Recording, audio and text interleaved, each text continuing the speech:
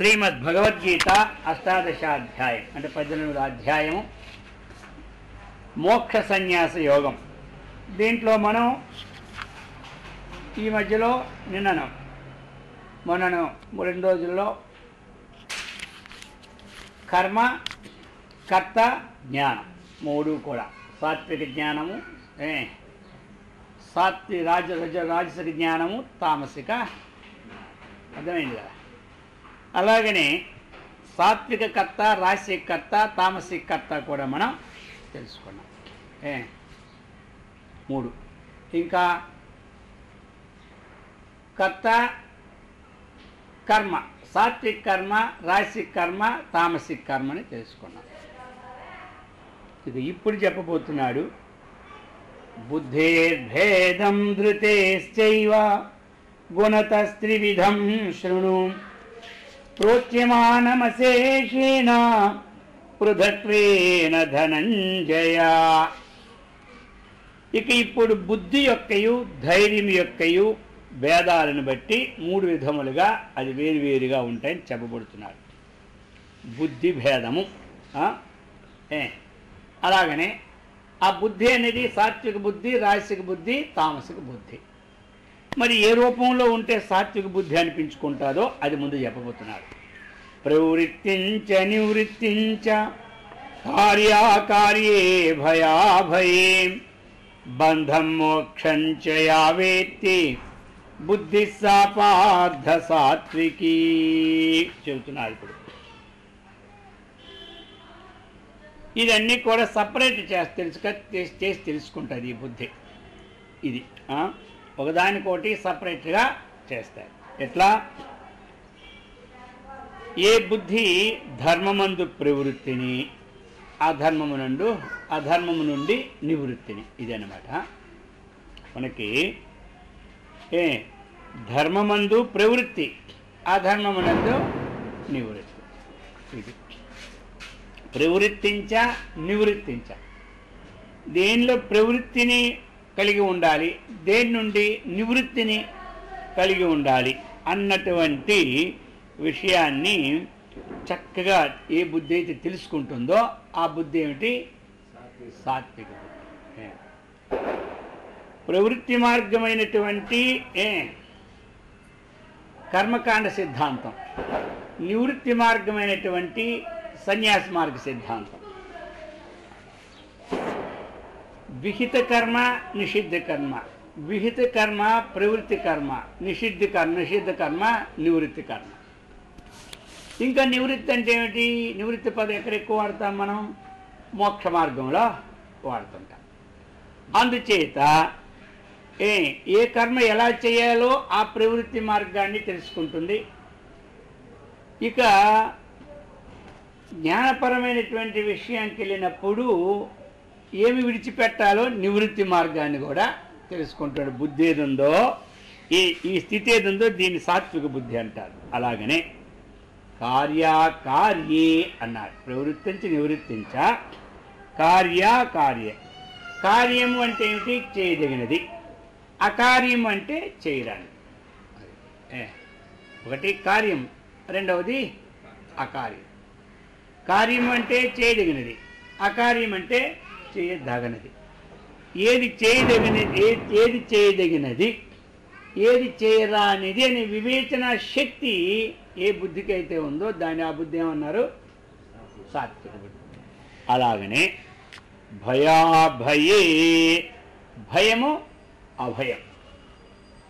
ఏ మార్గాన్ని అనుసరిస్తే భయం కలుగుతుందో, ఏ మార్గాన్ని అనుసరిస్తే భయం అనేది లేదు అన్నటువంటిది ఒక స్థితి.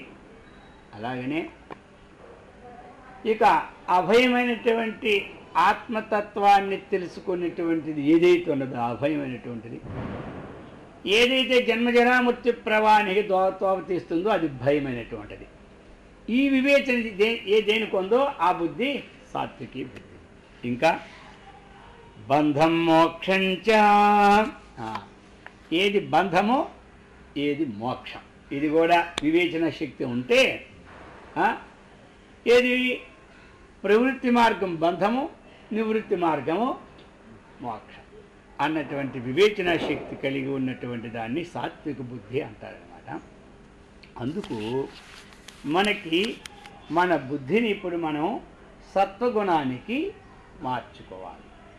తామసిక బుద్ధి ఉంటే అక్కడి నుంచి సత్వానికి రావాలి, రాజసికం ఉంటే సత్వానికి మార్చుకోవాలి. ఈ విధంగా చెప్పుకొచ్చారు సాత్విక బుద్ధి. ఇప్పుడు రాజసిక బుద్ధిని తెలుపుతున్నారు. యయా ధర్మం అధర్మంచ కార్యంచ కార్యమేవచ అయథావత్ ప్రజానాతి బుద్ధి సా పార్థ రాజసీ. యయా ధర్మం అధర్మంచ కార్యంచ కార్యమేవచ అయథావత్ ప్రజానాతి. ఏ బుద్ధి అయితే ఉందో ఆ బుద్ధి ద్వారా మనుషుడు ఇది ధర్మము, ఇది అధర్మము, దానికంత ఆపోజిట్, ఇది చేయదగినది, ఇది చేయరానిది అన్నటువంటి వివేచన లేకుండా దాన్ని పొరపాటుగా చేస్తూ ఉన్నటువంటి బుద్ధిని రాజస బుద్ధి అన్నారు. అటువంటిది అన్నమాట. అంటే ఎక్కడిది? ఆయనకి ధర్మం అనేది అధర్మంగా కనపడుతుంది, అధర్మం అనేది ధర్మంగా కనపడుతుంటుంది. ఇది అనమాట. అక్కడ పొరపాటు అంటే ఇంక అదే కదా అంటారా? ఇప్పుడు అగ్ని ఉంది, నీరు ఉంది. అగ్నిని చల్లగాని పట్టుకోవడం ఏమైంది? ఉష్ణత్వ ధర్మమునందు శీతలత్వం అని భావించుకొని పట్టుకునేసరికి చెయ్యి కాలిపోతుంది అనమాట. అర్థమైందా? ఈ విధంగా పాము అనే ధర్మమునందు సర్పము అన్నటువంటి దృష్టి, ఇది సర్పం అనే ధర్మమునందు త్రాడు అన్నటువంటిది మనం భావనతో తీసుకుంటే అది అదనమాట. అందుకని అదంతా విపరీత భావన. అంటే అధర్మాన్ని ధర్మంగా, ధర్మాన్ని అధర్మం. అది ఇక తామస బుద్ధిని గురించి చెప్తున్నాడు. అధర్మం ఇది కూడా ఇంచుమించాడే. అధర్మం ధర్మమితియా మన్యతే తమసావృతాం సర్వార్థాన్ విపరీతాంచ బుద్ధిశ్చ పార్థ తామసి. దానికి తేడా ఏమిటంటే అది వీడు పొరపాటుగా తెలుసుకుంటాడు. ఇదని వీడు మరి తెలుసుకోలేడు. ఒక నిశ్చయమే తాను పెట్టని కాలు 3 కాళ్ళు అంటే ఇక 3 చచ్చినా 4 రావు. అధర్మం ధర్మమితి అంటే ఇక ఇతని బుద్ధి ఏంటి? అవివేకము చేత కప్పబడినది అయిపోయి అధర్మాన్ని ధర్మమని పూర్తిగా అనమాట. అయా ఇది అధర్మం అన్నా సరే వాడు మారుతాడు. ఎవడు? ఆ రజోగుణవాడు అది తెలుసుకొని మారే అవకాశం ఉంది. తమోగుణవాడు అంత తొందరగా మారడు. మారడంటే మారడా? 10 సంవత్సరం మారిన దానికి 1 సంవత్సరం మారిన తేడా ఉంది కదా. వాడు 10 ఏళ్ళు మారిన 1 సంవత్సరం మారడంటే మారడానికి మాట లేదు. కానీ కొన్ని జన్మలకు మారేదని ఈ జన్మలో మార్చుకుంటే తేడా ఉంది కదా. అది ఇక ఏమిటి? సర్వార్థాన్ విపరీతాంచ. ఇక సమస్త పదార్థాలని విపరీతంగానే భావిస్తాడు. ఏమయ్యా అమృతమయమైందంటే అదేం అమృతం, అది విషం అంటాడు. ఏమయ్యా ఇది విషమయమైందంటే ఇది కాదు, ఇది అమృతమే అంటాడు. అంతే. అర్థమైందా? అమృతాన్ని విషం అనుకుంటాడు, విషాన్ని అమృతం అంటాడు. అర్థమైందా? ఏదైనా మనం మంచి తీపి పండు ఇచ్చానుకో ఇది అసలు చేదు అంటాడు. ఏదైనా చేదు ఇచ్చానుకో అబ్బా ఏ తీపిగా ఉందంటాడు. ఈ సర్వార్థాన్ని అన్ని విషయాల్లో అన్నీ అంతే అన్నమాట. ఏదో ఒక ఇల్లు చూపెట్టామనుకోండి, ఆ ఇల్లు ఎవరికీ నచ్చదు. వాడికి మాత్రం ఇంత సుందరమైన ఇల్లు ఇంతవరకు చూడలేదు అంటాడు. అదే అనమాట. ఇంత దూరితే గబిలాలే.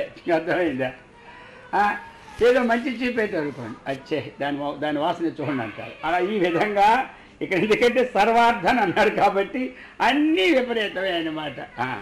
ఈ విధంగా ఎప్పుడైతే ఆ బుద్ధి ఉంటుందో అది తమోగుణం అన్నాడు. ఈ విధంగా ఇప్పుడు 3 రకాలుగా బుద్ధిని చెప్పేశాడు. ఇక ధైర్యాన్ని కూడా 3 రకాలుగా చెప్తున్నాడు. ధృత్యా ధారయతే మనః ప్రాణేంద్రియ క్రియా యోగేన అవ్యభిచారిణ్య ధృతి సా పార్థ సాత్వికీ. ఇక ధృత్యా యయా ధృత్యా అవ్యభిచారిణి. అది ఇది ఎలాగంటే ఉంటుంది సాత్వికం వాడి ధైర్యము ఏమి చెల్లించదనమాట. అంత ధైర్యం, అంత ధైర్యం అన్నమాట. ఇక తామసికు రజోగుణ వాడు జడిచిపోతాడు. ఎవరికైనా భయం ఉండదంటే ఉంటుంది, కానీ వీడి ధైర్యం ఎక్కువ. అవతనం నాగుపాము వస్తుంది అనుకోండి, అలా చూస్తాడు కానీ తొందరపడి పరిగాడు. ఎవరు అర్థమైందా? ఇక మనమైతే అంటేనే గోవిందా ఏడుకొండల వెంకటరమణ అది. కాబట్టి ఈయనకి అవ్యభిచారిణి అది అన్నమాట. ఏదైనా కాస్త నష్టం జరిగింది అనుకోండి, వెంటనే మనకి కష్టం కలుగుతుంది. వాడి ధైర్యం అన్నమాట. ఆ కష్టం లోపల బయటకు కనబడినప్పుడు అదనమాట విశేషం. వాడి ధైర్యంతో ఉంటాడనమాట. అది అనమాట ఏదైనా విషయం. ప్రతిదీ కూడా అంటే అవ్యభిచారిణ్య అన్నాడనమాట. అంటే ఏమిటది? వ్యభిచారం అంటే చలనం, అవ్యభిచారం అంటే ఏమిటి? చలనం లేకుండా ఉండడం. అది అటువంటి ధైర్యం అన్నమాట. ఎంత గాలి వచ్చినా ఎండిపోయిన మొరడు ఉంది కదా, అక్కడ కొట్టింది, ఇక్కడ భూమికి జాండ కొట్టినటువంటిది, అది ఎంత గాలి వచ్చినా ఒకదు. అర్థమైందా? అది అలానే ఉంటుంది. దాన్ని నోపాలంటే వాయుదేవుడు కూడా సాధ్యంగా. దానికి ఏదైనా కొమ్మ గట్టిగా ఉంటే దాన్ని నోపగలడు, కానీ అంత భూమి మీద జాండ కొట్టిన దాన్ని ఏ వాయువైనా చూసినా పెకలించడా లేదు, దానికి పెకలించడానికి అవకాశం లేదు. అర్థమైందా? అది ఎలాగైతే ఊగదో ఎంత గాలి వచ్చినా, అలాగే ఆధ్యాత్మిక దుఃఖము, ఆది భౌతిక దుఃఖము, ఆది దైవిక దుఃఖం అన్నటువంటివి ఈయనకు వచ్చినప్పుడు ఈ అధైర్యపడుకోకుండా, చెట్టుకుని కొమ్మల్లాగా ఊగిపోకుండా, ఆ నేలని జనడించుకొట్టిన మొరల్లాగా ముద్దులాగా ఏమి అది చలనేవాడు అంది చెప్పాడు. ఈ విధంగా ఇంకా ఎలాంటిది? మన ప్రాణేంద్రియ క్రియా, ఇంద్రియాలను కానీ మనస్సుని కానీ యోగేనా చెలింపనటువంటి యోగం ద్వారాగా తన ఇంద్రియాలని, తన మనస్సుని చక్కగా స్వాధీనాన్ని చేసుకుంటాడు. ఆ విషయాల నుండి పోకుండా అటు నుండి మరల్చుకొని ఆ ఆత్మధ్యానం అనలేక శాస్త్ర మార్గమున నిలబెడుతూ ఉంటుంటాడు. ఏమిటి? ఆ ఇంద్రియాలని, మనస్సుని ఒకటి శాస్త్ర ప్రక్రియలో నిలబెడతాడు, లేదు ఇంకా వీడ్చునుంటే ఆత్మధ్యానంలో నిలబెడతాడు. ఆ ధృతి ఏమిటి అంటే సాత్వికం అని చెప్పారు. ఇక రాశికి ధైర్యాన్ని చెప్తున్నారు. యయాతు ధర్మ కామార్థాన్ ధృత్యాధారయతే అర్జునాం ప్రసంగేన ఫలాకాంక్షి ధృతిశాపార్థ సారాజసి. ఇక ఈ రాజసిక కర్మ ఉన్నటువంటి వాని విషయం చెప్తే, యాతు ధర్మ కామార్థాన్, ఈ ధైర్యం చేత ఫలాపేక్ష అనుసంధానము కలవాడే ధర్మమును, కామమును, అర్థమును మిగులు ఆసక్తితో ధరిస్తున్నాడు అన్నమాట. అంటే ఏమిటి? ఆయనకి నీకు తేడా ఎక్కడున్నది అంటే, ఆయన ఏ విషయంలోనూ కూడా ధైర్యం ఉంటాడు. ఈయన ఫలాపేక్షతో చేసినా ఇంకా ధైర్యపడుతూనే ఉంటాడు. ఆయన ఫలాపేక్ష లేకపోయినా ఆ ఫలము వచ్చినా రాకపోయినా సరే ఆయన ధైర్యంగానే ఉంటాడు. వీరు ఫలాపేక్ష సంబంధమైనటువంటి దానితో చేసినా ఇక ఫలము ప్రాప్తమవుతుందా లేదా, ఇది ఆ ధైర్యం మళ్ళీ ఎక్కడ ఉంటుంది అన్నమాట. అక్కడ అది అనున్నటువంటి అందుచేత ఈ విధంగా ఉంటూ ఇక ఏ పని కానీ, ధర్మం కానీ, అర్థం కానీ, ఇది కానీ ఆ అంతఃకరణ శుద్ధి కలిగి ఇంద్రియాలు ఏకాగ్రత కోసం ప్రయత్నం చేస్తాడు ఆయన. అంతఃకరణ శుద్ధి విషయాన్ని మాత్రం ఆలోచించడు ఇతను. ఇది ఆయనకి తేడా అనమాట. అర్థమైందా? అక్కడ ఉండి తేడా ఏంటంటే ఇదేంటి తేడా అది. ఈ విధంగా ఇక తామసిక ధైర్యాన్ని చెప్తున్నాడు. యయా స్వప్నం భయం శోకం విషాదం మదమేవచ న విముంచతి దుర్మేధ ధృతి సాపార్థ తామసీ. ఇక యయా స్వప్నం భయం శోకం, ఇక ఇతర ఎలాంటి తెలుసా? అన్నీ ఎక్కువే. నిద్ర ఎక్కువే. జాగ్రత్త స్వప్నం సుషుప్తి. స్వప్నం అంటే నిద్రగా తీసుకోండి ఇక్కడ. కాబట్టి నిద్ర ఎక్కువే ఈయనకి. అరే భయము ఎక్కువే. ఏ ఆవగింది సూది పడిందంటే చాలు అర్ధరాత్రి అప్పుడు ఏం పడిపోయిందో అని భయం వాళ్ళు ఆడిపోతావు ఏం కొట్టుకుంటాడు అనమాట. అర్థమైందా? సూది అంతా ఇదంతా అంత అనమాట. ఓ పిల్లి చెంగుని గెంతిందంటే చాలు అయిపోయింది అప్పుడు వీడి పని. అర్థమైందా? ఈ ప్రకారంగా ప్రతి దానికి భయమే అన్నమాట. అంతా భయమే మొత్తం. ఇక ఈ విధంగా ఆ నిద్రని, భయాన్ని, ఇక దుఃఖాన్ని, సంతాపాన్ని అన్నీ ఉంటాయి. ముంచుకొచ్చినట్టు ఉంటుంది వీడికి. అర్థమైందా? కాబట్టి ఇటువంటి ధైర్యం వీడి ధైర్యం. సంతాప ధైర్యం, భయ ధైర్యం, నిద్ర ధైర్యం. అర్థమైందా? ఇది అంతే. 10 గంటలు పడుకుండా లేవడానికి అదే ధైర్యం. బాగా నిద్రపోయానులే ఈ ధైర్యం అన్నమాట. అందరికన్నా బాగా భయపడ్డానులే అంటాడు. ఈ ధైర్యం ఇది ఆపోజిట్ అనమాట ఇది. కాబట్టి ఇటువంటి ధైర్యం ఏమిటంటే తామసిక ధైర్యం. అందుచేత మరి ఈ విధంగా మనం ఈ గుణాలను ఎక్కడ తీసుకెళ్ళిపోవాలి? మనం సత్వగుణానికి రావాలి.